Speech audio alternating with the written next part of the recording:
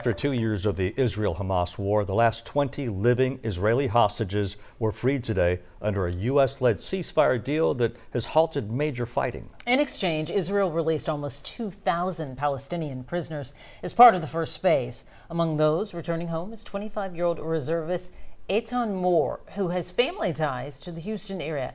Alona Carson spoke with a relative about his emotional return.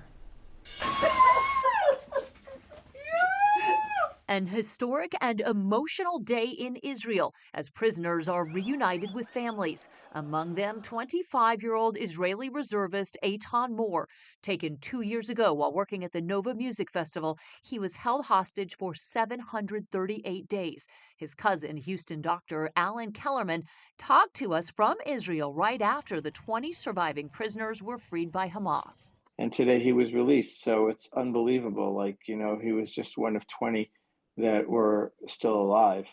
And, it feels miraculous, that he's back home with his family. I spent a couple of hours with his grandparents. After 2 years in captivity, hostages were turned over to the Red Cross and Israeli military to receive medical treatment. Kellerman says in a reunion video, Moore looks healthy. I saw a brief video of him meeting his mom and dad for the first time, and it was beautiful. And he was able to walk and stand on his own, and he was smiling, and his face didn't look gaunt like some of the other hostages who have been released.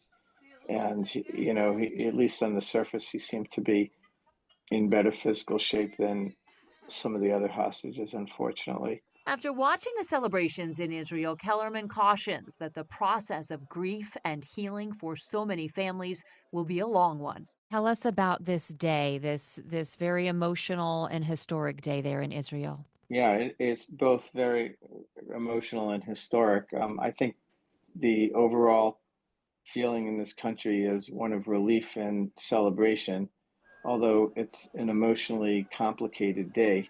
And while families process that emotion, I look forward to seeing him. And, right now I think he just needs to be with his parents and his grandparents and his siblings, and he needs to just be in the warm embrace of his family, his close family. Alona Carson, KHOU 11 News.